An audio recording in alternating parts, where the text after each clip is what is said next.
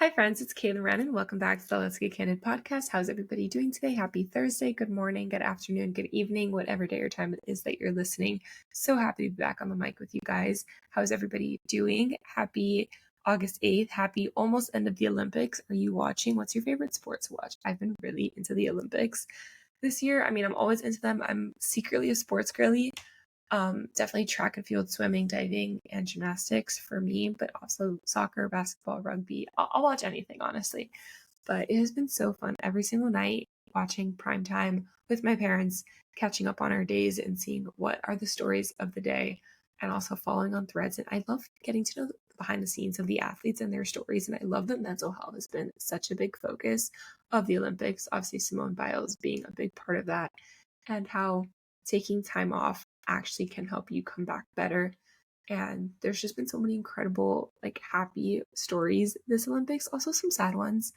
But I've definitely been enjoying that. And I can't believe that they're almost over. But, then fall is almost around the corner. So that's exciting too. Football's almost back, which is also exciting. And yeah, there's just a lot to chat about. Also, Finch is in my lap. I don't know if you guys have ever met him on the podcast before, but he wanted to come say hi. So he's hanging out with me today. He's not feeling too well, which actually I haven't been feeling super well today either. I think hormones, Mercury retrograde, and the heat are just doing a number on me right now. But it's the middle of the week, it's almost the weekend, and it's my dad's birthday this weekend. So we're going to go to the condo. We're going to do a nice dinner. We're going to relax. And I'm really just looking forward to getting some time at the beach, relaxing, turning off my brain, turning off the electronics, and just being at the beach, because I've been so go, go, go the last few months. And I took a hiatus from here, but I really didn't take a hiatus in my life. And I think I'm burning out. So I definitely need to decompress. So I hope this weekend will be a little bit of that, and also not traveling these next few weeks will also be really nice. But then all of a sudden my mom this week was like, maybe we'll go on a trip next month. So wasn't planning to, but also not going to say no. I'm going to use as many trips with my family before I have to start paying for myself while I can. But then we're also planning a trip to Napa for October. So that'll be really fun. But yeah, let's do a quick suck and sweet of the week, and then we'll dive right into this week's guest. So my suck of the week is honestly that I've just not really been feeling super well. I think, like I said, the heat and, that time of the month definitely plays a part in it, and just not really sleeping well. I've always been a bit of an insomniac, and when my anxiety is really high or I have a lot going on just in my head with work or projects, that tends to happen sometimes. And as I mentioned in last week's episode, Q3 is here, the time of the year where things are going to start picking up. So definitely getting busier, which is really, really exciting. I had a cool meeting last week with my website developer to go over the finishing touches of my website. So that will be coming out really, really soon. I've just, like I said, I'm kind of burned out. So that's really my suck, is just not really feeling my best. But my sweet of the week is taking time to make new friends in Miami. With all of the changes in the last few months I have had, removing old people from my life and old opportunities that just were no longer serving me has made room for time for myself and time with myself, but also time for new friends who are more in alignment with the version of me that I am now. And it's really cool to spend time with some new people and get to know some new girls in the city, a lot of them content creators or people in the creator economy that I can collaborate with, see at events, work with, co-work with, get coffees with. So super fun. And also, now that summer is almost over, my friends that are still in law school are back from their summer internship, so I get to spend some time with them. And that's really nice because I love supporting my friends from afar, but it's hard when they don't live in your city or they're doing a million different things, traveling for work, and they're busy too. So it's been hard feeling like I didn't have a huge support system the last few months, but I like that I'm kind of recalibrating it and gaining a support system again. So that's been really nice. And that's definitely my sweet of the week. And really quickly, let's dive into this week's guest before it gets really crazy here, because my parents just got home from dinner. But I'm so excited to introduce you guys to Sophie Weill. She is the founder of Nude Nation PR. She is based here in Miami and also in New York. She also owns Piano, which is a beautiful tableware company with her sister. And she has her own podcast, Active Ingredient. And she is someone that I have been wanting to have on the podcast for years. And when we finally had a chance to record a couple months ago, it was like we could have talked for so much longer, and we needed to get off the mic. We needed to make ourselves get off the mic because we just had such an incredible conversation. So many business ideas were spewing, and she's just such a breath of fresh air. I love getting to know her story and how people chose to go on their own and what made them start their own businesses, especially in more traditional spaces like public relations and communications. And she has a really cool story. So if you have been wanting to start your own business in a traditional field like that, but you just don't know how to get your first client or how to price yourself or what is public relations, but you think that sounds really cool to you, like she is someone to definitely take note of while you're listening to this episode. And her piano, her tableware company with her sister just got married in Tenerife in Spain. And of course, the inspo was there and just seeing their pictures. And I want to get their mugs. They're beautiful hand-painted ceramic mugs that they sourced from Colombia, I believe it was in the episode, but they got inspiration in Italy and in Spain. And they're just such unique, beautiful pieces. And I just cannot wait to have my own home to be able to host dinner parties and have her tableware all over my house because it's absolutely stunning. And I've just really enjoyed this conversation and getting to know Sophie a little bit better. So I hope you enjoy. If you like this episode, please leave a rating and review. Please subscribe to the show, share with a friend, tag us as you're listening. Let me know who you want to see next, what topics you want me to cover next. And let me know if you guys hate this background because I do. I just don't really ever take my laptop into my room, but I might just for these intros because now that I'm doing video, I realize that I should probably put more effort into my appearance when I'm creating content. But this is me, man. This is how I work all day long. And, I like to keep it real, I like to keep it candid on here. And this is my therapy session. This is between me and you. And I'm so excited that you guys are here.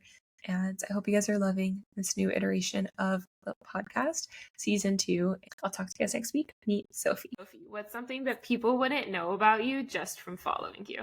I think a lot of people don't know that I am Latin.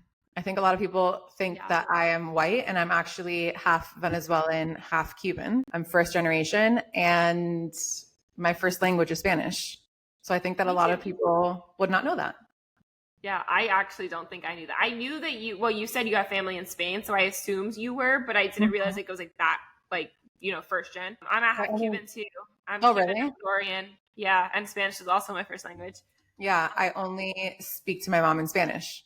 I think that a lot of people, it's honestly really fun when especially in an Uber, I'll just start speaking Spanish and they're like, what? Yeah. But it's funny because you're definitely more blonde than me, but blonde hair, light eye people are like, oh, they can't be Hispanic. And sometimes especially Venezuelans and Colombians and Argentinians, because of the European influence, they could be blonde hair, blue eye and fully very Hispanic. You would never know. And I think it's so funny. Totally. And I feel like it's for no other reason. I just feel like it's because I don't look it, because my customs and the things that I really gravitate towards are very Latin, but I don't know. I feel like I want to nourish that more in me, because I feel like living in New York and living in a very American capitalistic society, I think a lot of that was kind of pressed down or shut down. And I'm just leaning into it a little bit more. What are some of those customs? Oof. I mean, I think the family priority, or putting family above a lot of things. I think that there's nuance there, and I've had to do a lot of work on that, on what's the line between prioritizing family and codependency for sure. Yeah. But I think that just prioritizing family, I think that's that is definitely part why I split time between New York and Miami, and make it a point to spend time with my family, is that is a very, very, I think a lot of cultures prioritize that, but in Latin cultures, that's a huge thing.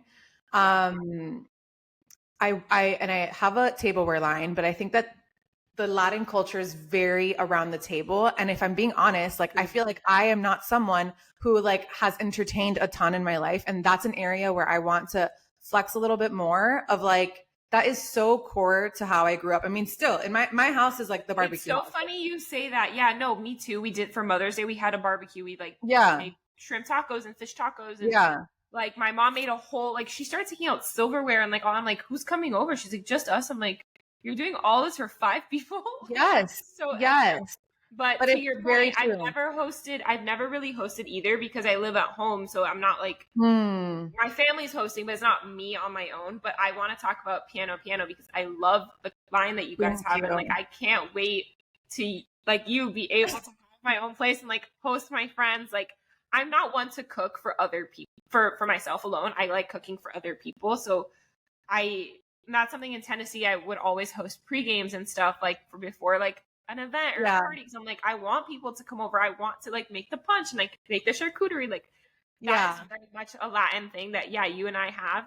And to your point, like living in New York, for me, living in Tennessee, like I feel like I got a lot more Americanized, and I'm so glad I'm back in Miami because I've missed that family culture, and I've met a lot of people and like even dated people that aren't as close to their families for whatever reasons. And I realized, no, like that's super important to me. I almost can't date someone who's not family oriented. Like, I thought that it would be cool because like, oh, then they come to my family. Like they don't really hang out with theirs. I'm like, no, I need them to be like in the, like the value. It's like a value thing. It's a long game thing. Like the table too, for sure. Like being the food, the culture, like Latin culture, like there's nothing like it. For sure. And I don't know if this is just like me or if it's the Americanized version of me or what it is, but I do feel like as a person who's had my own place for a long time, like I just have never been one to like have people come over. You know what I mean? Or like if people would come over, it's like we're coming over for 5 seconds and then we're going out to dinner. You know what I mean? I don't know what that is, if it's me but long story short, to answer the question, like that's just something that I want to lean into more and kind of like drop the perfectionism of it all of like, it needs to be, it's like, no, like I just want to like, even if it's catered or even if like I order in food, but like in my home, I want to have people that I love, which is very Latin. It is. No, I totally agree with you. I cannot wait. I talk about this all the time. I love interior design. And I feel like, and I want to talk about this with you too, because I think if I didn't go to law school, I would be like a publicist or like an interior designer or maybe even an event planner, which like all kind of things that you are into also. But I think I can't like right now, a part of why I'm so excited for like the next chapter of my life is I cannot wait to build a home, even if it's just for me, but I cannot wait to have my own space and decorate it how I want and have people I love over. It doesn't have to be pretty. It doesn't have to be like perfect, but I just, movie nights and like charcuterie and like wine nights and just like, you know, instead of going out always, like, let's like make dinner at home or like, let's make brunch. And like, I love all of those things. And I can't wait to have my own space to do that. Not that I can't do that at my parents' house. I totally could, but it's not the same. Like I want my own space. So I'm with you on that. No, for sure. It's something I'm going to lean into more. Hold me accountable to that. All right. We have to host a dinner party soon then together. Would love that on PP. Piano, baby. Yeah. So which came first? I think that came after, right? Nude Nation came first. Yeah. So the trajectory was Nude Nation, which is my PR agency, then the podcast, Active Ingredient, and then Piano, which has been a very, like, when looking at things in hindsight, they all make sense on like why they happen in that order, you know? Yeah. I'm a firm believer. Like if you look at everything I do, it kind of seems like, okay, she's doing a lot of different things. They don't really make sense, but at least to me, when I explain it, like they're all fall in the same like red thread. Like, you know, like it all makes sense. And they allow me to do each one because I'm getting something from the other one that like filters in to something else. And if they all fulfill like an important part of who I am, and I couldn't imagine not doing podcast, influencer management, being creator, podcast host, and being a lawyer for creators, as well as being creator myself. Like they all like make sense for me. I mean, to me, that makes perfect sense. Like that is speaking my language, like 1000%. To me, that's like, of course. But I do think that a lot of people, I mean, for sure, people ask me all the time, like how and whatever. And to your point, it's all the same mission. There's different vehicles that like I like to exercise, and like they're just fun, creative avenues, but it's all the same mission is in every single one of them. Yeah, that's how I say it too. Like, it's different vehicles for me to fulfill my purpose in life. Like, and Exactly. Someone asked me a couple of weeks ago what drives me, and I was like, I've never actually been asked that. Like, I know what it is because my why has been the same since I was a kid, and that's why I went to law school, was to help people and to cultivate community and connect with people. But how I do it has changed throughout my life. Like, as a kid, it was community service. And then in college, it was still community service. I was like one of the biggest fundraisers for Children's Miracle Network. And then in law school, I would volunteer and mentor a lot of law students. And as a lawyer, I still do that every day. And then the podcast came out, and like that, it just everything, like helping influencers get paid what they're worth and helping people protect their brands that they're building. Like, all of it goes to building community and making an impact and helping people. So I'm curious, like, what for you is that driver that, is the mission that all three of your companies are on? I think my mission, and I've had to really work on like getting more and more clear on what it is. But I think at the core of every single thing that I do for myself and in turn for other people is to like helping me and others come home to like the truest essence of who they are, whether that be through slowing down, aka piano, whether that be through people that are just sharing truth via their products or them as people, aka the agency, or via conversations and just speaking truth and joy on the podcast. All of those things, to me, the through line is sharing truth and coming home to the truest version of yourself.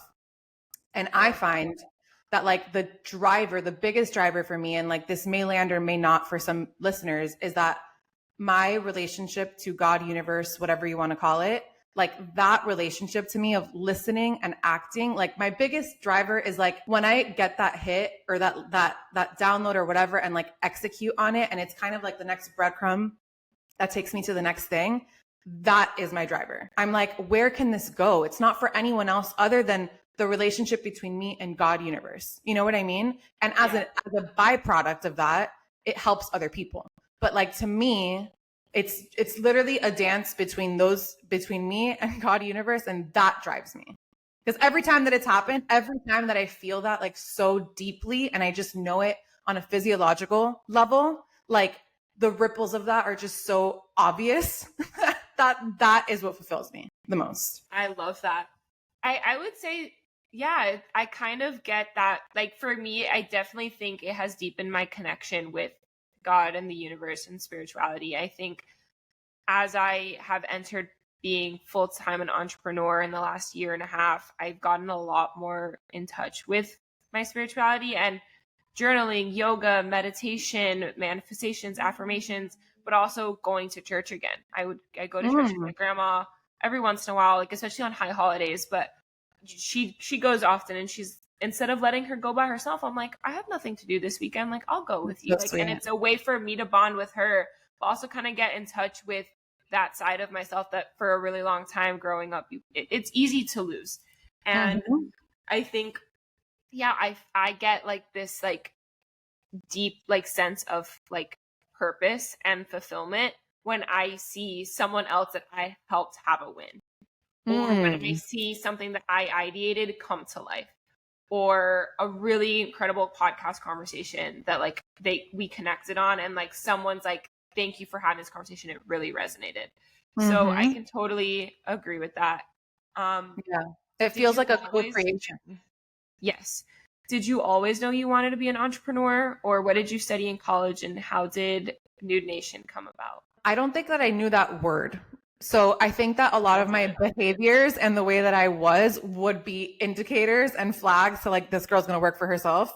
But like, did I little set out to say, oh, I'm going to be an entrepreneur? No, I definitely have always been extremely curious. I've definitely always questioned a lot of systems and processes that I thought were outdated, authority. Like I always kind of had that I think also having a podcast and talking to a lot of people, I think is a very like strong indicator for people when they're younger. If they have those qualities, that they will likely be and like end up working for themselves.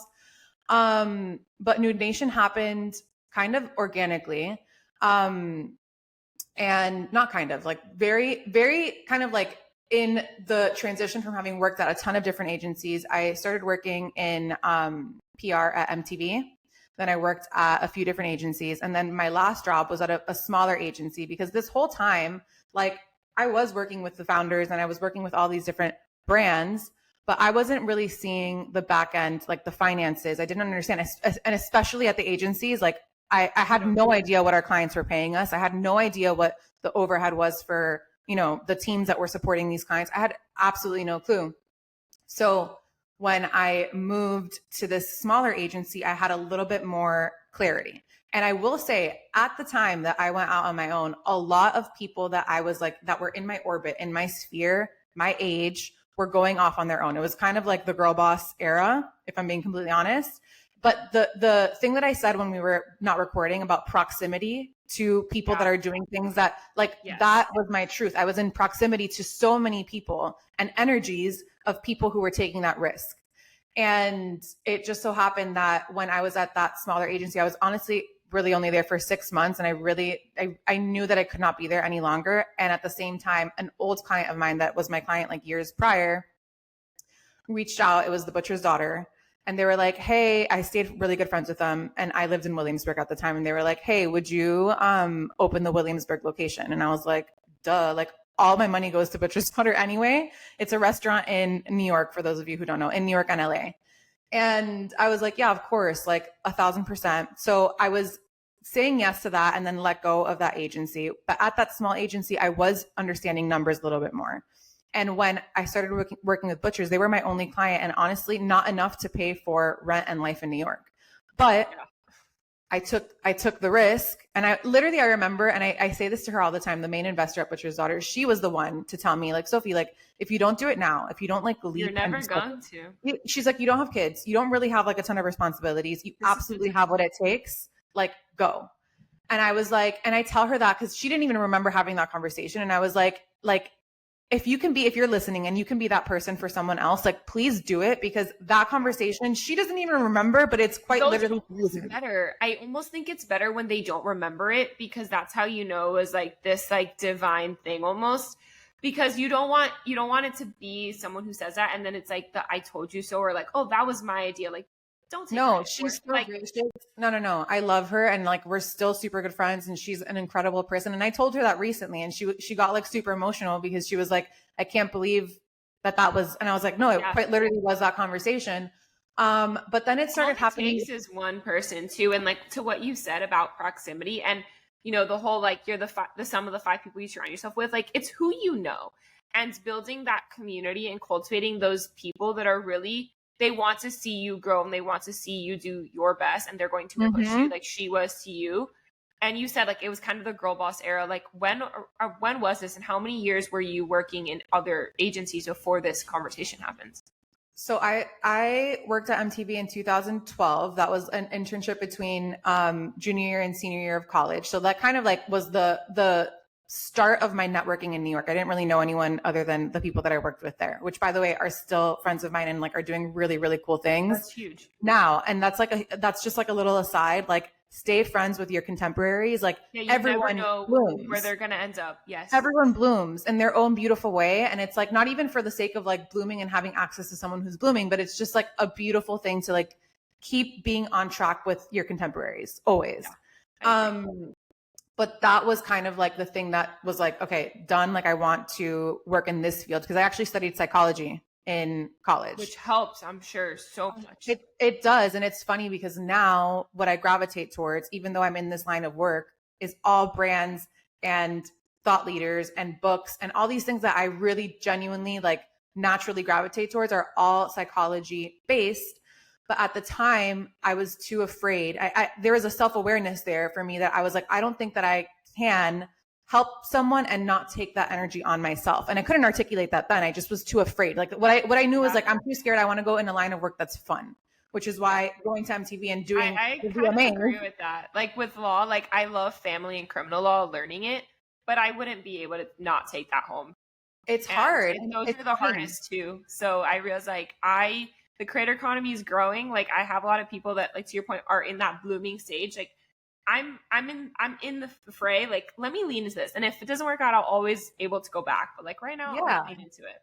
So Totally. So I kind of was just like listening to that. And like, honestly, at the time, I don't think that I would have had the capacity to be able to separate and like not take on that energy. But it's like crazy because now I feel like I have this immense capacity to like know how to protect my energy, know how to replenish my energy. And like, I don't know if there's ever a world in which I'm helping people in that way, but the door's open for me. But long story short is that I did psychology. And then I was like, you know what? I want to go down like a more fun, light career path. And then I did MTV, worked at agencies. I started working right out of college in 2013. I moved to New York with zero clue and no job, like literally just came and was interviewing. My parents gave me 1 month and they were like, figure it out. And I was like, done. Like I have to figure this out one way or another, sleeping on my best friend's bed with her.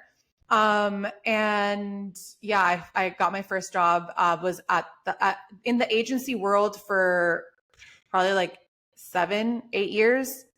And then in 7 years, because in I never can remember if I started Nude Nation in 2018 or 2019, because there was a time when I was like building it, but I hadn't announced it. And then I announced it after I had like built like 6 clients.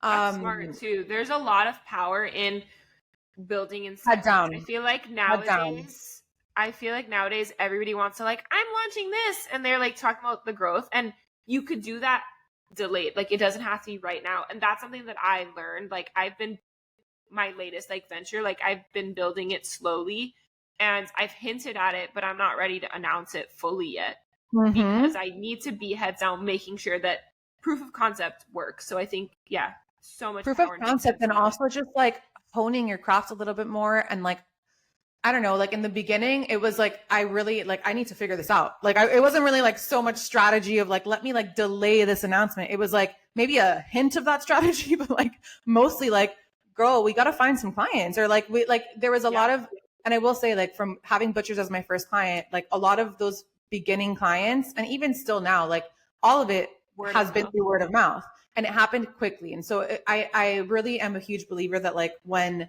you make a choice that's like in alignment and might be a little bit harder, the universe will like give you an egg to be like, okay, this is like, you're on path, like don't be scared. Because a lot of people are, and I know that everyone's on their own track and everyone has their own divine timing, or even if like that's not the path for them, like that's absolutely just as valid and beautiful. But I think that there's a fear that a lot of people that like want to be in a path of working for themselves don't take because it's quote unquote unsafe. And like definitely in those beginning months, I felt a little bit unsafe of like before I was getting a paycheck and health benefits. But now for those people, like, did you? Because you mentioned you got let go, which now is a blessing. No, I didn't. I didn't get let go. I quit. Oh, you quit. Okay. Yeah. But did you save up enough knowing you were leaving? No.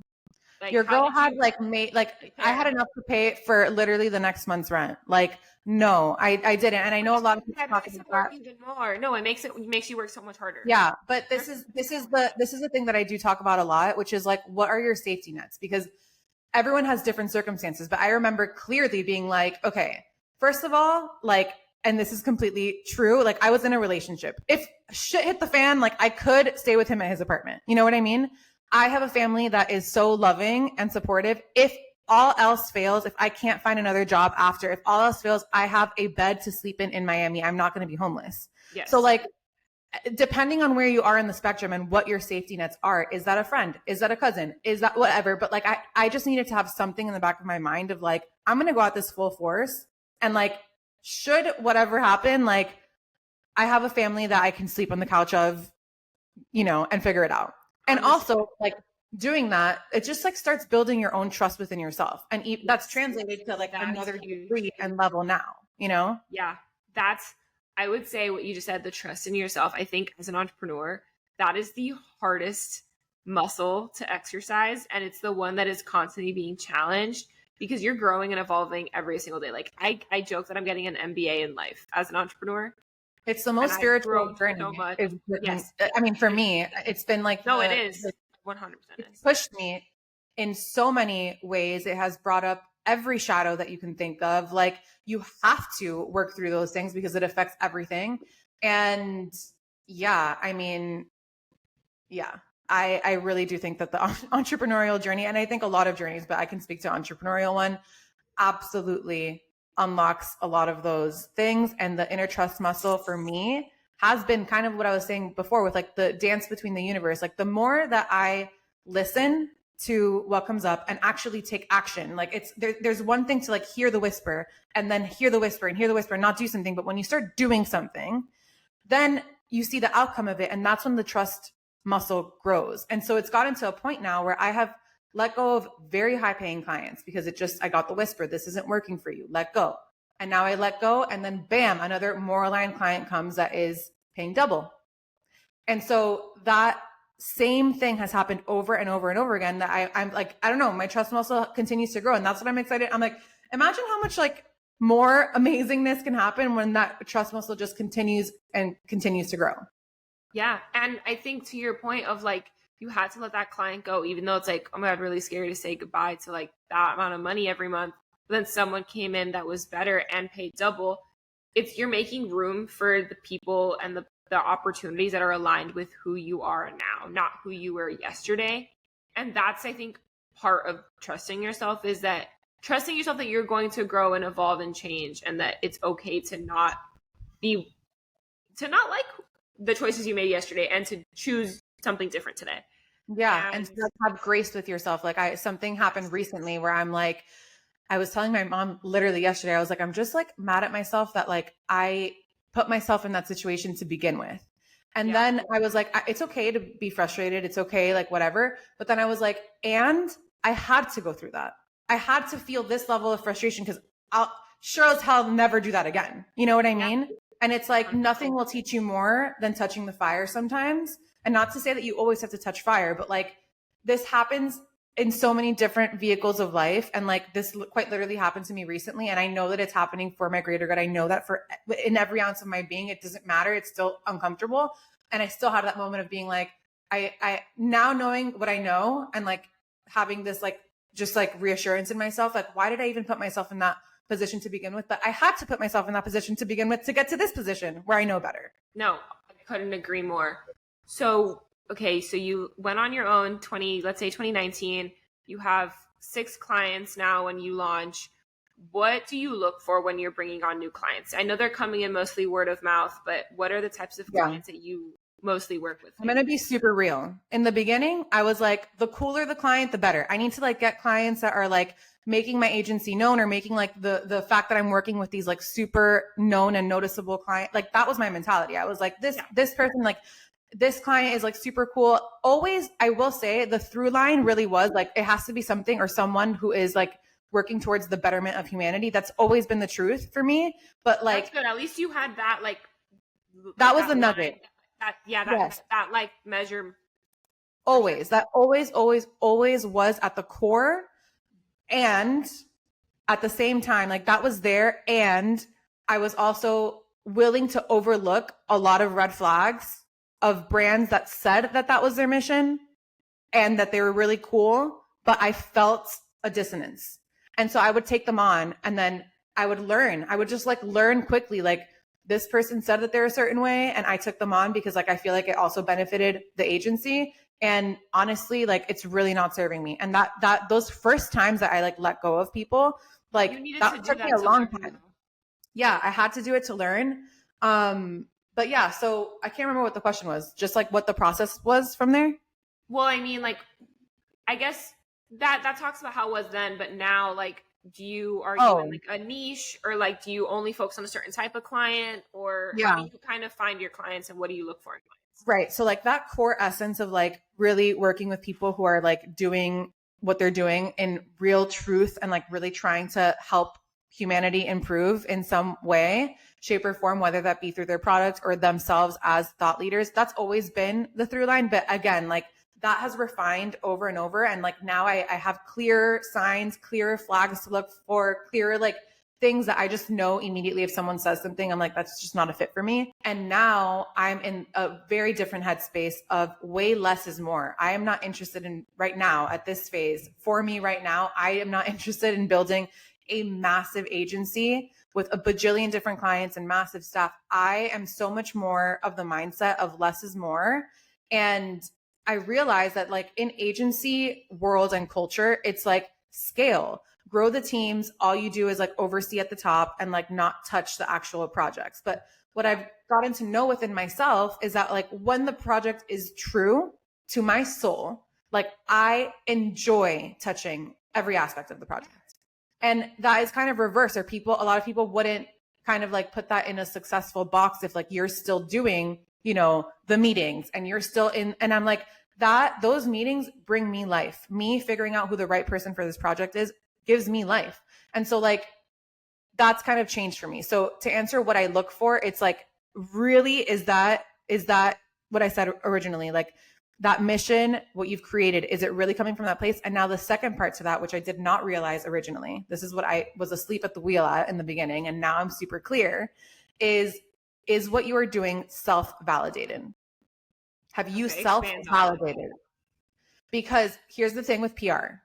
PR is you're going to look for outside validation, right? Like you're literally creating something and you have hired someone to go get this thing externally validated in press, on podcasts, on other things. We're teetering a line of working with the ego in a very overt way. You know what I mean? And so in my experience, when working with someone who has genuinely self-validated, like genuinely, like what they're doing is like truly coming from such a true place that like for them, and not to say that I'm not getting them press or not getting these things, but it's like their fulfillment and their void isn't being fulfilled by external press. Yes. They themselves know that their product and their sauce is so powerful, and it's like they've put everything in it. So like the outcome is independent. Like they understand the game of media, that it's like out of my control, and that if you are really creating from that place, the external always mirrors, you know? Yeah. Which is why even the way that I work with my clients, it ends up being very kind of like, it's kind of like coaching-ish. Like I'll notice if like a client is like, you're creating this literally to get press. Like you're creating this to get external validation. Why are you doing that? Do you even want to be doing this? Do you even want to be doing this campaign? Why are you doing it? This is so interesting. I want to unpack this more, but to what you said a little while ago, like being so intentional about how you find your clients and the missions beyond the brands that you work with, because it also says something about Nude Nation and you, that you're the one choosing to sign that client and represent them. Like, and that you are so intentional with what you look for. And yeah, you might have been asleep at the wheel or not realized, like, you know, like you weren't picky at the beginning, picking any client because you wanted to grow. We all go through that. We all go through the beginning stages of just like getting work wherever you can find it. And you have to go through those to learn how to fire, how to hire, how to delegate, how to, you know, let go of a client, how to onboard, how to offboard. Like those are lessons that happen for a reason, but now you are able to be a lot more intentional. Yeah. And to this, like the ego thing. Yeah. Everyone wants PR. Everyone wants press. We live in a world where everyone wants. But it's like, why? Like, and that's what I get down. I literally will harp on that with my client until I get to an understanding of why. Why are we doing this? Like, and I also, this like sounds counter as someone who's like literally like brought on to amplify, but you don't need to be loud all the time. You don't need to be loud all the time. You have moments and seasons where your head's down in creation mode. And then when you have self-validated your creation, and then you want to bring on an aligned person to help amplify that, or work with someone who's intentional to create something that we both or all feel really, really resonant with, that's when you're external facing. That's when you really want, and for the right reasons, to get that message to reverberate as far and wide as you possibly can. But to have this quota, which is how most agencies operate, of like consistently being out there in the press and consistently getting these things, it's like, we're tired. We're so over it as consumers. Like when you speak, make it count. Yes, that's what I was going to say. Out of sight, out of mind. But which, is the argument for the original way that they do it, you know, but there's also a lot of power in why quiet luxury was a thing. It's like, you know, it speaks volumes when they finally do something different. Or they touch a white space, or it's a unique take, or, something that's never been done before. It's unique, it's special, so it draws attention on its own, and you want it to speak for itself. I think the right kinds of amplification, the right kind of amplification is that it speaks for itself, because as a consumer, we know when it's being pushed down our throats. Correct. We're getting so much more energetically intelligent as a society, and I'm not a magician in that way. Like I can't outpitch something that's not true, and I don't want to. I want nothing to do with that.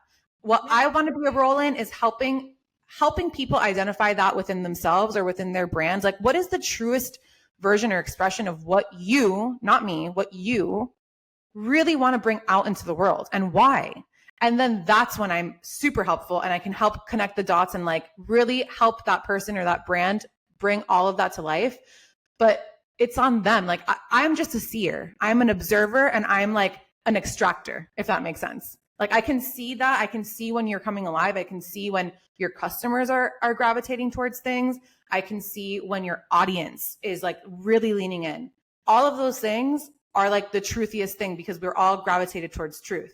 So I am not here to do that for you. I'm here to see that in you, and you do it, and I amplify it. I love that that's your philosophy, and it goes back to your psychology backgrounds too, of you know what consumers are looking for. You know how they're viewing things. You hear that, like, it takes consumers have to see it 7 times before they're finally going to buy.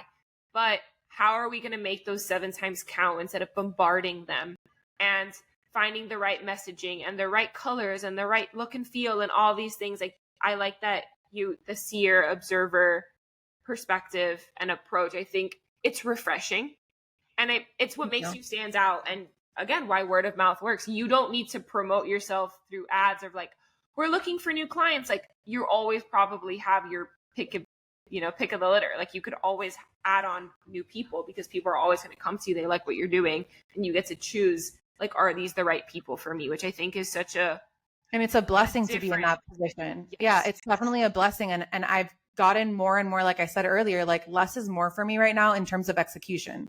Like as being like the seer and observer, and like because the execution takes all of me. Like I just did a campaign, and like that quite literally took every single part of me. And like to that other point that I said, that like I still like being involved, like that's taking my time, energy, resources. I give it everything in me. And so there's only so many of those that I can do on behalf of other people. And like for those, I'm going balls to the wall. Like I am like like I said, ounce of me is like really on that. So it's way less is more for me on that. However, like I genuinely love seeing people. I love being able to just like get on a call with someone and like hear them out and be like, in this call, you told me this, that, and the other. Like, these are the things that you actually want to be doing. These are the ways that you want to be. I love doing that. Those are my favorite calls. Totally. So that's actually something that I'm now starting to offer people that I've never offered that before, because my window for clients, I'm like less, like for execution. If I'm executing, that's like literally handful. I'm the same way. I started offering strategy calls because I'm like, I'm really good at that ideation part. And then once you have the idea, I'm not going to execute it. That's not my strength, but I will send you over to you or somebody who does that thing. Yeah. But I think I want to talk about building a team now that you've been doing this for 6 years. Yeah. Because you are so hands-on. And I think a lot of, again, that traditional model of agency PR world is very, the manager at the top, and like you're kind of the bitch doing all the work, and then someone's just approving it. And it's very hands-off. But as someone having a manager or a boss who is so invested, or an owner of the company even, who is so in the business, it could feel a little micromanaging. And you for sure are not that type. But how do you find the right kinds of people to grow your team and execute your vision?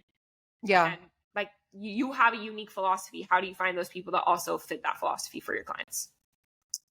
So, I mean, Nude Nation has always been extremely small, less than 5 employees, the whole way through. Like there's been times when it's been 4 of us. There's been times when it's been 5 of us. There's been times when it's been just me in the beginning. You know what I mean? Like it's always been a very, very tight knit group. And I have touched every single client. There's never been one client that I have not been on, you know, like I've never gotten it to a place where it's like sign the client, pass it off. That's never, ever been my philosophy. And I feel like, so I worked with this girl, Megan McGuire, who was my right hand for 4.5 years. And I will say that hire happened super organically. And she had a lot of things that I feel like were just not my strongest suit. So I feel like that did happen organically. So I don't know what the takeaway is for someone else other than like in hindsight. Yeah, hire for your weaknesses and also like have mutual respect for like, yes, she has so much talent in something that I really am not in. And like, I don't really believe in seeing things as hierarchical. It's not like Sophie, the founder, and like blah, blah, blah. It's like my role is extremely important and your role is extremely important, you know? And like every role that I've had is extremely important. For this campaign that I just did, production team, extremely important. My role, extremely important. Client role, extremely important. Like, but the way that I hire or like bring people around me, whether it's like the podcast team, whether it's my team that's helping me execute for clients, whether it's production, whether it's event planners, anyone, it's like, for me, always is human. Who is the human behind it? I need to feel into who is this person. I'm a very feel, like my gut is very, very sharp. And I can just immediately know, like this production company that I just hired for a job, literally first call, I had a feeling already. And then in the first 5 minutes, I was like, oh, 1000%. Like, I just like didn't even have to look elsewhere, you know? And like some people will be like, oh, like maybe like the right move. This is the right move for me because I feel like that's just like, I've tried different ways. And like, this is the one that works for me is just like, listen to that first gut hit. Yeah. But I look for, do they see the vision? Like, are they bought into what's our north? What are we aiming towards? Do you really believe in this client, this project, this event, whatever it is that we're creating? Like, do you believe in it? And do you believe that your role is extremely valuable? Because if someone comes into a role and thinks that they're just like a cog in a wheel and that they're not important, that doesn't work for me. I need you to fully own your role entirely because I am the opposite of a micromanager. Like like some people might say like way too far off. Like I do not like micromanaging anyone at all. I'm like, if I'm hiring you, it's because you're good at what you do. I'm trusting you. I'm giving you, handing it over, and I want to see what you can do. I might refine, I might tweak, I might be like, hey, let's do this, but I want to see what you can do. I trust you. I'm the exact same way as I'm currently hiring my team of assistants and I'm my editor. And, you know, I hired them with knowing that like, and they knew that I'm trusting them. And I think hiring for your weaknesses, but finding, like you said, like that personality fit. Yeah. And like seeing how they've worked previously, like if there's a way in which you can see like just like their process of some sort, like if you can tap into like how do you think of this? Like it's not like you need to like do a full case study to work for me, but like I want to see how your brain works, how your soul works, because that's going to give me the indicator of like, okay, this absolutely makes sense for me, or I don't know if this is the right. I think that we just like see things a little bit differently, and like that's absolutely okay. One thing's not better, but like it just helps me see clear. Something that I look for in team and clients as a flag is if they talk negatively about their previous employer or previous agency. Like if they're like talking, like there's a difference between constructive feedback of like, this was a way that we communicated that didn't work for me versus that agency sucked and I hated everything about it. It was a dumpster fire. That language to me, like immediate no. Yeah. If you don't know how to like take learnings and like see what the learning is and everything that you do, I don't think that it's a fit for me because I'm learning all the time too. You know what I mean? I couldn't agree more. I always say like there's a lesson to be learned in everything, good, bad, or ugly. Like everything happens for a reason. And to your point of like earlier, you bounced around a bunch of different agencies before you decided to start your own. You learned from something from every single one, whether it was how not to be as a boss or how not to work with a client or how not to send an email, whatever it is, you took so many transferable skills from every job that you had before. So yeah, I don't need to do a case study on you, but I want to know how you think on your past experiences and what those experiences have given you that you can now bring to me and how your brain. You know what it is? As you're speaking, it feels like it's like, I want to know how you grow through things. Yeah. I want to know how you grow through things. Do you take the opportunity to grow, or do you build resentment and play victim? That's a great way to put it. Absolutely. Yeah, because I think like it can be really hard hiring people like, or for them, like being the team members of an entrepreneur. I always joke, like, I'm a Sagittarius, I'm fire, and my assistant is... I love Sagittarius. And she's a Capricorn. And she's Earth. And she, water's going to stamp me out. Air is going to blow me to the wind, but Earth is just going to make it a little more manageable. I'm going to throw her 500 ideas, and I'm going to come back to my phone 3 hours later, and we're going to have a plan. And I'm going to be like, thank you, Mackenzie, for finally, understanding what's going on up here and giving me something that's a lot more easy to process. Tangible. Yeah. Tangible. So it's finding people who can work well with you, who have different skill sets than you can add to the team, but ultimately at their core, believe in and think and process the way you do. 1,000%. Because I'm glad that you brought up astrology. Yeah, I'm really glad that you brought up astrology. So I'm going to go here because I know that you and I already talked about this, and this may or may not land for some, but I have not hired this way yet, but this is how I plan to start hiring is human design. I believe in it I love human design intensely. I believe in it so much. And it's crazy because I've never really gravitated. I know a little bit high level of astrology, but I've never been one to be like, oh, Gemini, doesn't drive with me. I've never thought that. But there's something about human design and it's focus on energy that really resonates with me. And I have not yet hired this way. I'm kind of doing it in reverse with all the people in my life and all the people that I've worked with, what they are. I'm oh, that makes so much sense that we drive so well. I do the same thing. I'm not going to ask you right away, but I'm always I'll find clues and enough to find out without having to specifically ask them. And then I'm like, okay, this makes a lot of sense. What are you? We don't get along. I'm a manifesting generator. Okay. That feels right. That feels very right. Projector. Yeah. I think projector goes to what you do. It makes a lot of sense that you're a projector. For me, I'm a serial entrepreneur. That's my profile. It's the serial life experimenter, but basically it's the serial entrepreneur that they're willing to just no, I'm good. I'm done with this. I'm going to try something new. And that's how it is. I have 500 businesses in my head that I, at one point, would love to start and sell them off because I can't do it all. Yeah. It makes a lot of sense for me. And I think for sure projector fits you as well. I literally have never understood a system that I felt such deep resonance with.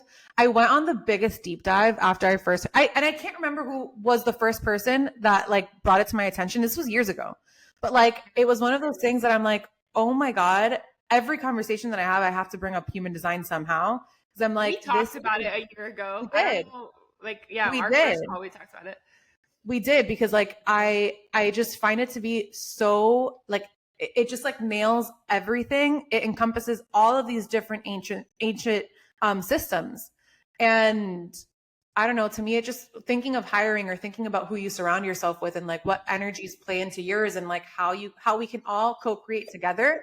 Human design to me is the thing that comes up as the answer. I like seeing it in conjunction with astrology because they're different systems. Yeah, they're different systems, but the same information.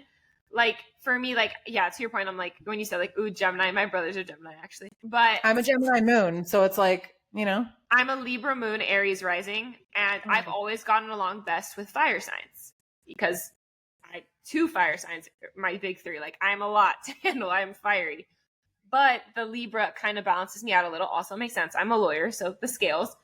I can kind of balance it out, but I also my Mars and my Venus are Capricorn. So I have some of that earth energy. I think I don't have water at all in my chart. Oh, really? So water is iffy for me. Pisces men, no shot. Pisces females are okay. Pisces females, I'm good with them, but Pisces men, to date at least, friends is different, but to date I've always and Scorpios, Scorpio men, are hit or miss for me.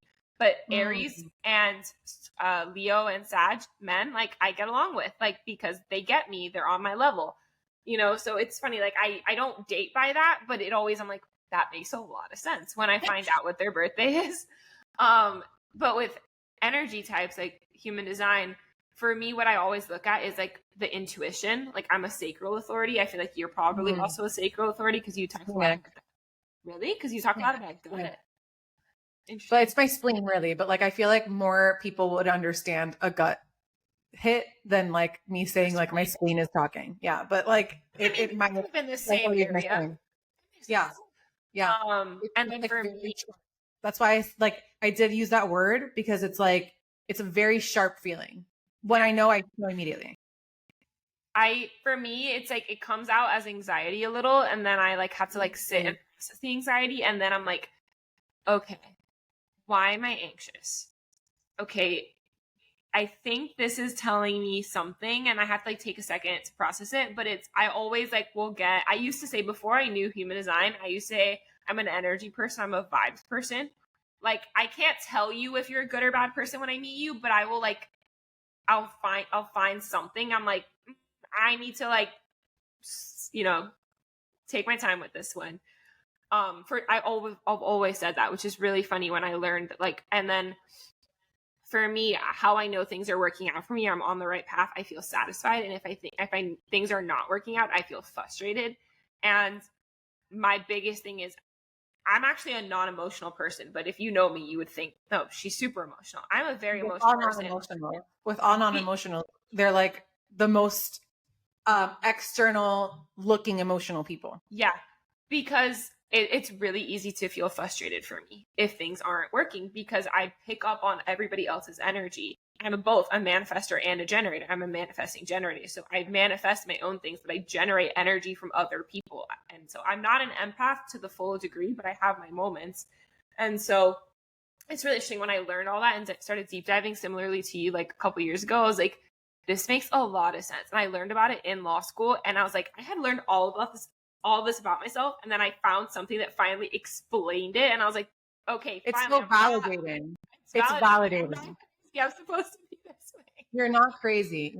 And for anyone who's listening who does not know about human design, I feel like we need to give like the Human Design 101 link, or like a podcast. I'll put it in the description so people can do their, because like you would think that like I am paid by the human design people, because like I literally bring it up in everything, but it basically is kind of like a system, like an umbrella system that encompasses astrology, the chakra system, the Kabbalah, the I Ching. It's like all under one roof, and it has different energy types. So depending on your birth time, birth location, similar to astrology, it kind of like dictates your energy and like the way in which you move this world. Life. Yeah. They call it your blueprint in life. And I'll put in a couple of different resources in the description so you guys can. Yeah, I think it's just so helpful to anyone. Like it's just a very, very useful tool. And it's funny because I've asked my people, like, are you someone who's familiar with human design? And if so, do you apply it? And I was actually surprised to see how many people had heard of it. I mean, that's surprised and also not surprised, because like I feel like my community is like very in this vibe. So a lot of people had heard about it, but like almost no one applies it. Yeah. And I think that the application is where you actually start seeing your life completely transform before your eyes in a way that is true to you. No, that's a good point. I've never thought of it that way. I do apply it, but I don't think I do it consciously the way you do. But I'm going to start trying to do it more consciously, and I'm going to ask people that more often, because I think that's a great point. And I think to all of this that we've been talking about, it goes to why a podcast was a really like great, I guess, tool and move for you. You know, you get to connect with people, you get to exchange energy, you get to learn from people and apply that into Nude Nation and into Piano. So how did Active Ingredient come about? And it happened very shortly after launching my agency. I feel like I knew already early on that there was something about the way that I was operating. There was something about like me doing another agency, or like just like the way that agency life works, or I don't know. There was something about how I was doing things that I felt like was not me fully being in my sauce. And I was surrounded by my clients other founders, other people that I felt like there was something about them that I'm like, they are tapped into something that I feel like I have this inner call. And maybe I didn't even have the language to like say that then, but there was something that I knew was like, it was like a gravitational pull. And I was like, I just need a platform to be able to ask questions on how the hell did you figure this out? You know what I mean? And this was early. I mean, my inspo podcast was literally Super Soul by Oprah, The Skinny Confidential, and Girl Boss by Sophie Weill. Like those were the only ones that existed. And obviously like the podcast space has absolutely blossomed and it's beautiful. But like I really didn't have many like things to look at as the why. For me, it genuinely was like, I want to create an environment where I can ask questions. Like literally, period. That was it. Because I felt like there was these certain people that I felt just energetically were a few steps ahead of me. Yeah. And so the whole premise of Active Ingredient has always been just that we all have this ingredient within us, this sauce, this thing that is your true essence. And it's an active choice every day to uncover it and activate it. It doesn't just happen like by being asleep at the wheel. You know what I mean? It is an active, you're an active participant. So I genuinely believe every single person on planet Earth has this ingredient that quite literally changes the world for the better, which would be like defined as heaven on earth. If we were all operating in that and choosing that daily, that's what we would be experiencing collectively, in my opinion.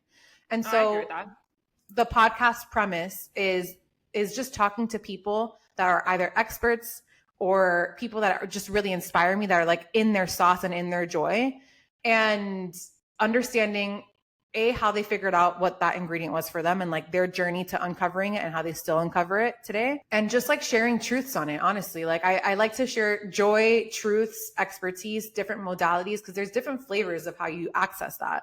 And there's so many different tools available. But that was kind of, the show has evolved with me. I've been doing it now for 5 years. Like it has absolutely evolved with me as I've continued to hone in on it. But like what I've learned to be true throughout the whole thing, and it's been since day one, is that every single person has that. Like your circumstance and all those things are temporary, but your essence, like that core truth within you, unshakable. It's on you to choose it, to uncover it in whatever way resonates with you. And the second truth that I've learned to be true is that when we're all searching for this thing, we look outside of ourselves. Even me starting the podcast, I'm like asking these people questions that are outside of me to get the answer. And that's okay. There's a time and a place for the books and the resources and the podcasts that like help you remember, which is really what Active Ingredient is like a platform for people to remember who the hell they are. But who you are is who you were like as a kid, which is why I ask every single guest, what were you like as a kid that you remember? Because what I've found with interviewing so many people and just like the through line is that your actual essence was what you were as a child before you were conditioned, before you were exposed 100%. To all these different ways of being. And you go through this path, this journey, this cycle of conforming to a million different things, of being who this person wants you to be, of trying to survive, really. And then you come to a place of like, hold on, I'm building something that's for other people. I'm building things that don't feel like the real me. And I have to come home to that original childlike version of myself. And how do you get there? The hints are where your joy lies. Wherever you come alive, wherever you find joy, that's where you get curious. Yeah. No, I love that. For me, similarly, my podcast began because I was like, I'm having all these networking calls and I'm having all these really cool conversations. And I feel like I cannot be the only one who has these questions, but I'm just the only one who has the balls to ask them. And to like cold call someone or like cold DM someone and be like, hey, can I talk to you?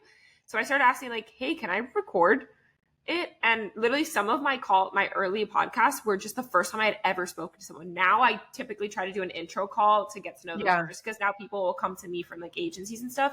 But at the beginning, it was like me finding people that I wanted to talk to and be like, can I record our introduction? Like, I would learn so much from them that helped me find my active ingredient to the whole premise of your show. And I love helping other people find theirs. What inspires me, like I like asking those questions, learning about them, and hope that someone listening takes away something that's like, oh, let me try that modality. Let me look into that. Let me do this, and like help them figure out who they are and find what drives them in life and what their purpose and what their goals are. And it's so beautiful. To what you're saying, like I've realized the key to me and the through line for everything I do is connecting with people on that deeper level and helping them bring to life whatever is inside of them. And usually on the lawyer side or on the creator side, helping them, ideate it and protect it. On the creator side, I get to share my experience as an entrepreneur, just figuring it all out. And, it's so much fun for me to do that. And so, and what you're saying about being an inner child, like I look at myself as a kid and I was blonde curly hair. I look like Shirley Temple basically. And I was in Spanish, would run around, talk to everybody. I would literally talk to a wall. And I was just like, hi, how are you? What are you doing? Blah, blah, blah, blah. And somewhere along the way, I lost that version of myself. And I got really, I don't think I've ever been insecure, but I've always felt like I didn't fit in. Something was different about me, but I didn't understand what it was. And I was just a very confident person. People didn't like that. And not to say that I don't have my insecurities, because I definitely do, but I've always been this very outspoken, extroverted person. And I like connecting to people, and I like talking to people, and I like learning from people, and I'm very curious. And I could end up on Wikipedia till 3 a.m. and I don't know how I got there, and I'm God knows where on a black hole. And I love learning. So I love talking to people. And along the way, people just didn't like that I talk too much and that I could be friends with anybody. And it's like, oh, like she's like, they want to put you in a box. You have to be part of a friend group. You have to like the same boys, and you have to dress the same way. And I was like, I didn't like any of that. So I didn't get along with most people growing up. And it took me until law school, when I got back into having the podcast and sharing my life on the internet and connecting with random strangers because I couldn't connect with my classmates, that I started becoming that childhood version of myself again. So you are onto something with that whole, like, what were you really like as a kid? And I feel like I'm starting to come back into her now. And I really like that. But it's hard to shed all of that conditioning. And of course. And it's a process. And it's like those patterns.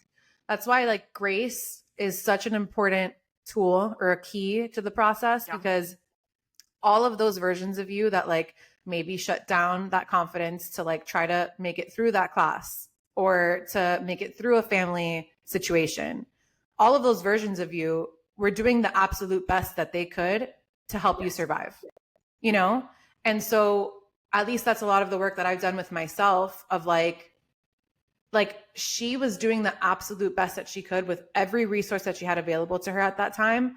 And that's the thing to your first question of like, what is it that fulfills you or that drives you? Like, that's what drives me, the getting closer to that truest essence of me. Like, and that happens when you're in co-creation with the universe, that you're able to slowly shed all of those past versions that we got to thank them. We have to actually like thank you for helping me get to this place. Like, we are on a podcast talking about inner work. That is a privilege that so many people do not have access to. So thank you for every single version of me, even if it's not something that I like so much right now. She got us here. So mad props. And like, your services are no longer needed. You can rest. And like, now it's on me to choose the things that really genuinely make me happy. And I'm doing it for the reasons that resonate with my soul. And that's it. I love that. It's funny. Actually, we were talking about yoga earlier before we started recording, but Bianca yesterday in class at the end, she was like, what's something that you want to take away from your mat today? And it was the second time she's asked that. I think that's like a newer thing that she's doing.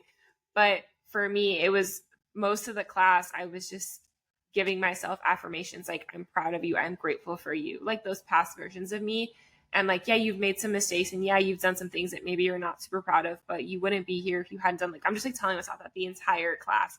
And then that's so beautiful. She asks, what do you want to take up from your mat? And it's like, no matter how I show up, frazzled, hectic, stressed, whatever, I get to the mat and I'm able to put all that away for an hour and just be in my body and nourish my body and thank my body and give myself grace and just be proud of myself for showing up. Like, if all I did today was show up on my mat, that's what I want to take away, that there's a safe place here.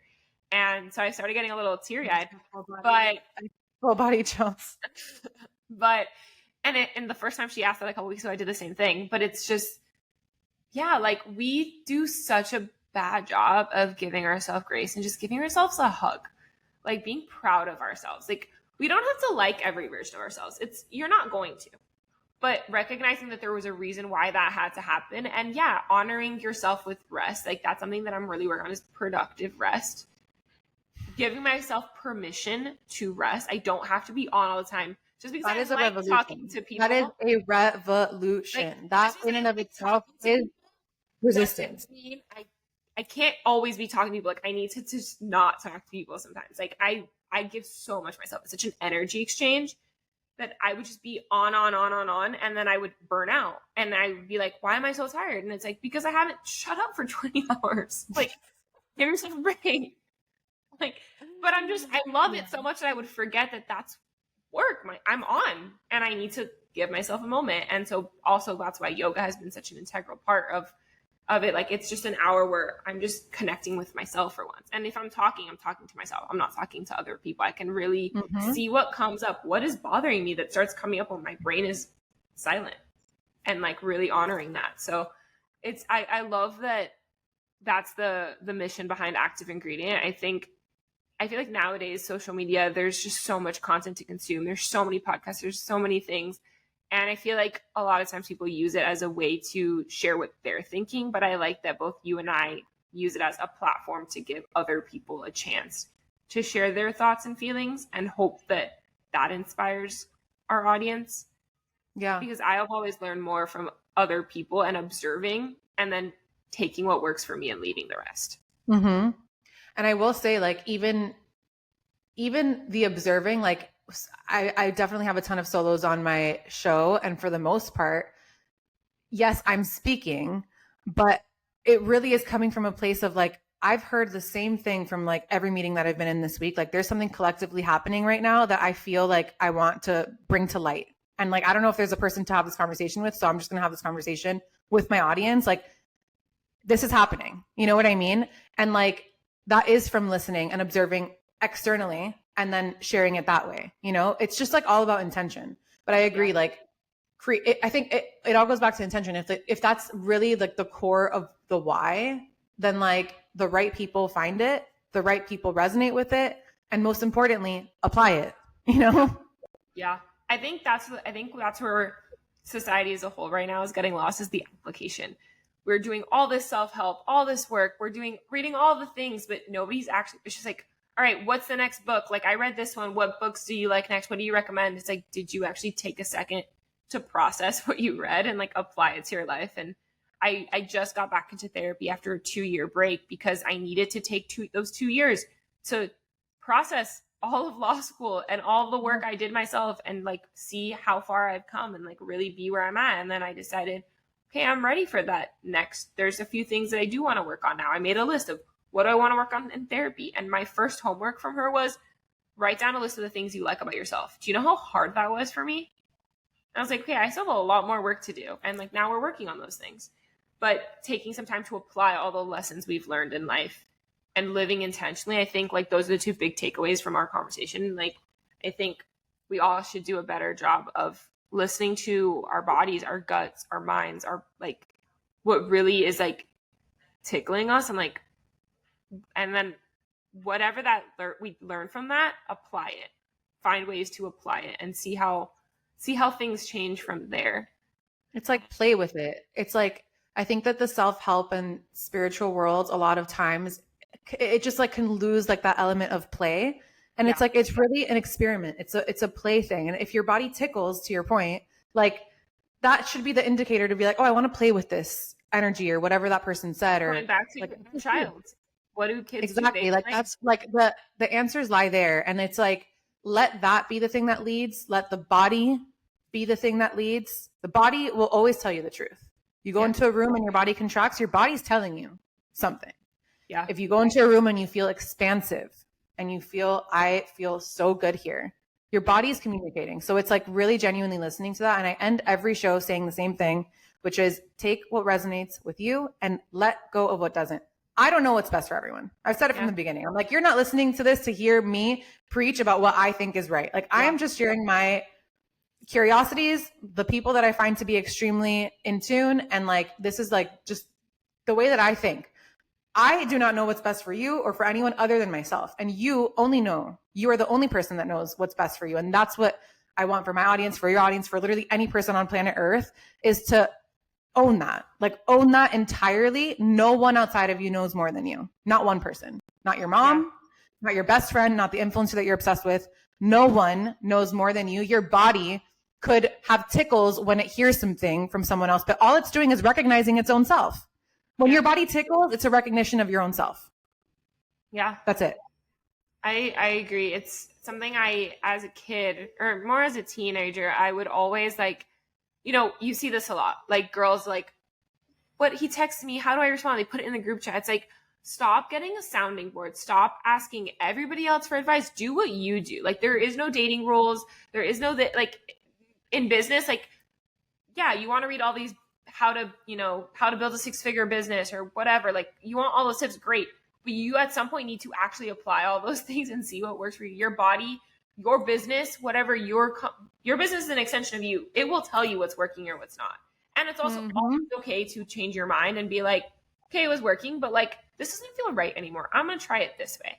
And, you know, I think it's, again, like, coming back to being intentional, I think it's just, there's so much noise out there and you actually have to listen to yourself. And it's really, really hard to do that. But I think when we take the time to honor that we do know what's best for us deep down and go back to that inner child and look inward, like, I think it ends up being so much more beautiful. But it is, honestly. That was hilarious. I was like, oh shit. But even he feels the good vibes. Well, he's so funny. He's so expressive. Like, he's been circling because I guess he can hear like what's happening, like, energetically. He's like wants to be a part of it. It's hilarious. But what's his name? Sergeant. He just growled? Yeah. He like laid down on my foot. But yeah, no, and so I think I love that for you it goes back to being in your inner child, and to what your point of the very beginning, like getting back into your Latin roots and really, you know, coming into your own and building your life intentionally and having people over because that's honoring a part of your culture and your identity and what you grew up in. So that's why I think you built Piano. But tell me a little bit about how that business came about. And it's something you work on with your sister, right? Yes, which even you saying that gives me chills, because I have felt just the whole way through with building Piano, which is a tableware line, all right now with products that are handmade and hand painted in Italy. But the whole way through, from literally the idea striking to today, like the whole way through, it has felt absolutely guided, which has been, it feels so peaceful. And it feels so kind of like, I don't know, I've never built something in this way where it's like you're not putting pressure on something to be something it's not yet.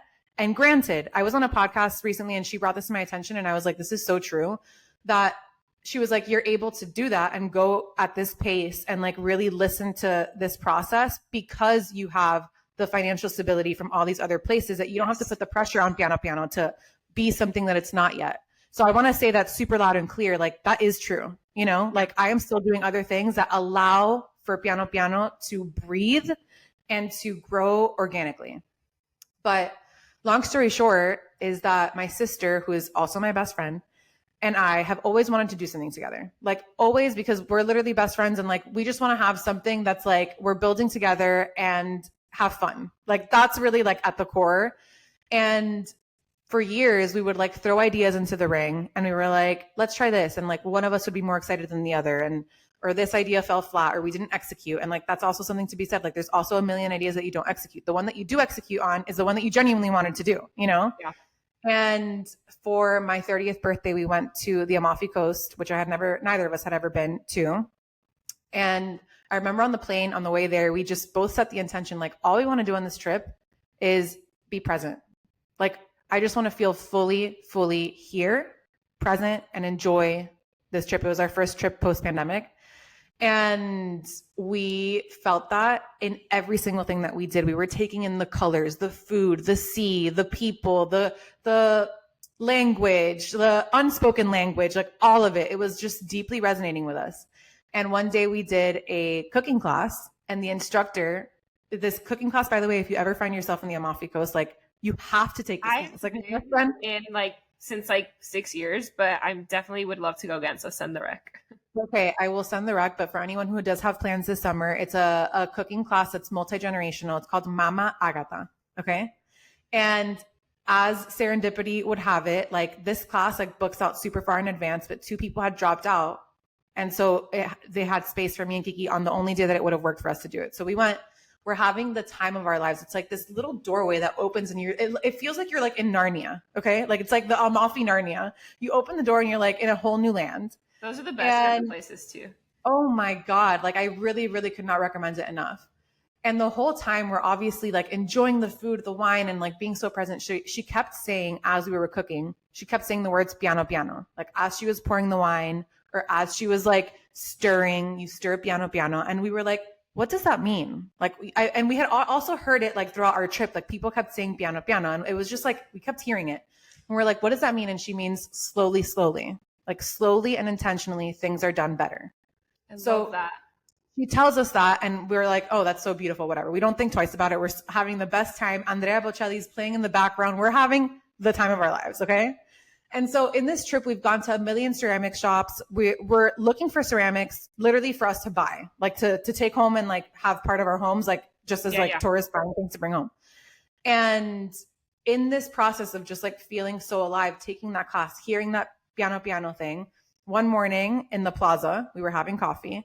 And the idea literally, this has never happened to me, struck like absolute lightning. Like I literally, like it just was like idea, business, name, like all of it just like literally in the span of maybe 5 minutes, we said it and it was a resonance on both of us. We were like, yes, 100% yes, 100% yes.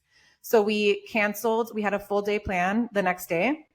We canceled our entire itinerary. And then that day that the idea like landed on us, quite literally, we just went into every ceramic shop that we like loved. And we started asking, where do you source from? Where do you source from? Asking. And everyone was pointing us in the same direction of this tiny little town that you had to take a ferry to get to, that no one spoke English in. And so the next day we just like scrapped our plans and we went to this little town with the intention of just finding ceramics that we loved, that we could bring this like mentality and way of life of slow living via the vehicle of these vibrant, colorful ceramics that remind you, that's like color recognition, to like take a breath, slow down. If you're having your coffee, enjoy your coffee. And also to your point of like food at the beginning of this combo, like when you make a meal for your family or your friends, or you want it to be pretty and plated and you want to sit at the table and enjoy the meal and like be intentional about the people at the conversations that you're having at this table. So yes. I love this. And actually, I haven't told you this, but I was in Colombia last month and we were walking around like one of like the shops or whatever. And I saw like in this store, it had like very similar like Amalfi Coast type, like handcrafted ceramic. And I was like, it reminded me of you. I thought of it and I was like, oh, I really need to get like a set. Oh my God. And that makes me so happy. But seeing it in Colombia, like completely different place, but it's like very similar, like vibes to it. And I was like, and that's why I think I messaged you when I got back. Cause I was like, I thought of you. I was like, I love, like, if you see me every morning on Instagram, I'm having my coffee outside. Like I want to just sit in the sun and with the dogs and chill and have my morning coffee before the day starts and just be intentional and like slow living. My morning routine is so, so important to me. So I love that it was kind of like that, like just light bulb moment with you guys. And that's never happened to me before. And I love that you're like, you know what, we're scrapping our plans and we're just going to go. Like, we're going to figure it out. Literally. And it's like, that's when you know, we were both like, yeah, like no questions asked. Like we got on that ferry, literally it's not like you land from a ferry and it's like, welcome to ceramic land. No, it was like literally no one spoke a lick of English. And we were like using our Spanish to try to like navigate. And as I said earlier, like, I think that when you make decisions and you do something that's like maybe a little bit harder or like whatever, but you're kind of giving the indication to the universe, like, we want this. It will be like, okay, great. Here, get on this ferry and go. And I will point you in the direction of exactly where you need to go, which is exactly where we ended up.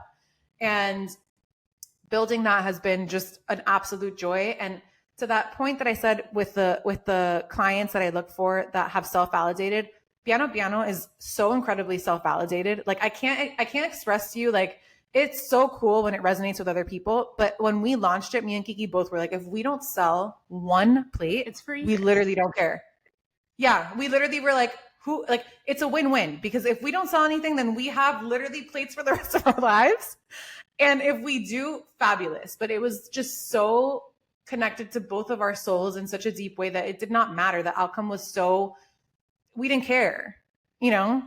Yeah. And I think that when you come with that energy, it really does. I mean, it has landed, and it has been really moving in a really great direction. So yeah, I just had like a light bulb moment for, I'll tell you offline, but like an event thing that you and I could do that ties in everything that we've talked about. I love that. But this has been so absolutely incredible. I love, like I said at the beginning, we talked about like how you do all these different things and they all fall on this line. Like actually hearing you explain it all, it just makes so much more sense now. And I think to anyone listening, I hope like something resonated. But for me, it was just that like being intentional about it and letting things kind of present themselves to you and let the universe guide you, and trusting in the process and trusting in yourself. And like, then you wake up one day and you look around and you look at the life you're living and like, damn, like that happens to me now. Yeah. Like this is exactly where I'm meant to be. And it's beautiful. 1,000%. Thank you so much for saying that. I feel like what you see in me, you have in you. You know what I mean? And vice versa. And that happens to me all the time. Like literally, like walking into my apartment in Miami, I was like, I literally cannot believe this. Like I really genuinely, sometimes I'm like, I can and I can't. Cause it's like, I can now that I understand just how abundant everything is. Yeah. And I'm like, just in awe all the time. Yeah. I really am. The life that you've built, the support that you have, the businesses that you have, the people around you. And, you know, the one thing like that I'm looking for is I live at home right now. I can't wait to have that one space that's mine. That will be so self-validating to me that I've been able to do that with all the things that I've built. And I'm getting there. The goal is for my birthday this year, at the end of my end of the year, my birthday in November, I want to get pre-approved for a house and hopefully by next year. That's my big goal that I'm working on right now, which is really hard. I'm like, oh, new bag, new shoes. No, I can't do that. But remember your why. Remember that morning coffee. Yeah, exactly. And it's like, I cannot wait to have that space and decorate it and then have all my friends over that I've built over the years, all these different places, and do cool things together and, you know, just like celebrate where we're at right now. And I think I love finding people like you and to cultivate that community with, and being able to have these conversations and hope that other people listening can find that for themselves too. So where can everybody find you if they want to connect with you and learn more about any of your businesses or shop piano?